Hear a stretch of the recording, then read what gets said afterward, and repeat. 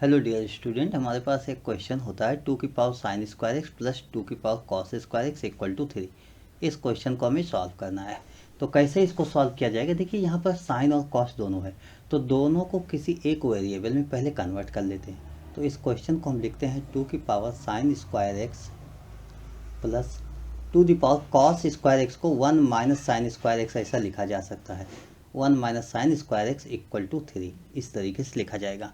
देखिए यहाँ पर 2 की पावर साइन स्क्वायर एक्स, इसको तो ऐसे हम लोग लिख लेंगे, प्लस 2 की पावर 1 माइनस, जो माइनस होता है यहाँ पर फार्मूला याद करो, a की पावर m माइनस n होता है, तो ये a की पावर m अपॉन a की पावर n होता है। तो इसी तरीके से यहाँ पर 2 की पावर 1 अपॉन 2 की पावर साइन स्क्वायर एक्स इसको लिखा जाएगा, इक्वल टू 3 हो जाएगा। इसके बाद वाले स्टेप में हम लोग लेट कर लेंगे कि लेट 2 की पावर साइन स्क्वायर एक्स से इक्वल टू, यहाँ पर कोई भी वैल्यू आप लेट कर सकते हो, मैं इसको जेड लेट कर लेता हूँ। अब ये आपके पास हो गया question z plus 2 upon z equal to 3। Simple सा क्वेश्चन आपके पास हो गया। इसको हम सॉल्व कर लेते हैं। Z square plus 2 equal to 3z। इस स्टेप को लिखेंगे z square minus 3z plus 2 equal to 0। देखिए स्प्लिटिंग द मिडिल टर्म, इसका आप फैक्टर कर सकते हो। तो इसका फैक्टर आप कैसे करोगे? जेड स्क्वायर 2 1 जा 2 होता है, minus 2z minus z plus 2 equal to 0। यहाँ से आप जेड कॉमन ले लोगे, जेड आप कॉमन ले रहे हो तो इस फर्स्ट 2 में कॉमन ले रहे हो। यहाँ से जैसे ही आपने जेड कॉमन लिया तो ये हो गया जेड माइनस 2 माइनस सेकंड में इन दोनों में 1 कॉमन आपके पास हो जाएगा, तो माइनस 1 कॉमन होगा, ये जेड माइनस 2 इक्वल टू 0 हो गया। यहाँ से z minus 2 and z minus 1 equal to 0 हो गया। इसी स्टेप के बाद अब इसमें आइदर आर लिखेंगे, आइदर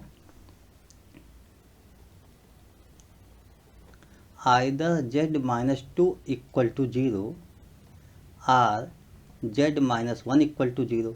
तो यहाँ से जेड की वैल्यू 2 हो गई और यहाँ से जेड की वैल्यू 1 हो गई। देखिए जेड हमारे पास है क्या? हमने जेड किसको लेट किया है? जेड लेट किया है 2 की पावर साइन स्क्वायर एक्स। तो जेड इक्वल टू हम 2 की पावर साइन स्क्वायर एक्स लिख लेते हैं, power sine square x equal to 2, और यहाँ भी लिखेंगे 2 की power sine square x equal to 1। तो इस स्टेप में देखिए साइन स्क्वायर एक्स से अगर मैं यहाँ इक्वेट कर लूँ sine square x equal to, तो यहाँ पर 2 की पावर 1 होगा, that is 1, sine square x equal to 1 हो जाएगा।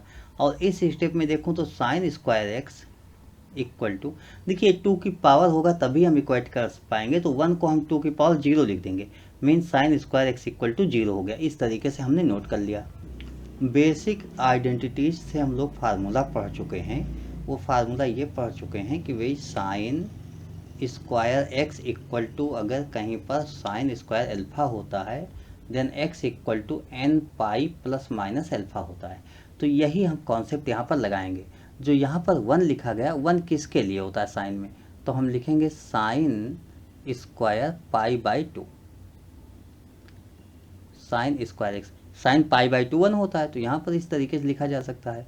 और इस स्टेप में भी यही लिखेंगे, sine square x equal to 0 किसके लिए होता है? 0 के लिए होता है, साइन स्क्वायर 0। तो यहाँ से x की वैल्यू हमारे पास n pi plus minus pi by 2 हो जाएगी, और यहाँ से x की वैल्यू n पाई प्लस माइनस 0 होगा।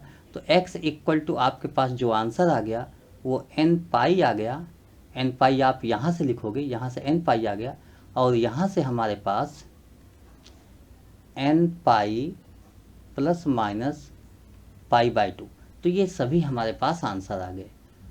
और मुझे आशा है कि इसमें ट्रिग्नोमेट्री आइडेंटिटीज और ट्रिग्नोमेट्रिकल इक्वेशंस ये सब यूज हुआ है, तो आप अच्छी तरीके से इसको कर लोगे, आपके समझ में आ गया होगा, कोई डाउट नहीं होना चाहिए। Okay, thank you, bye.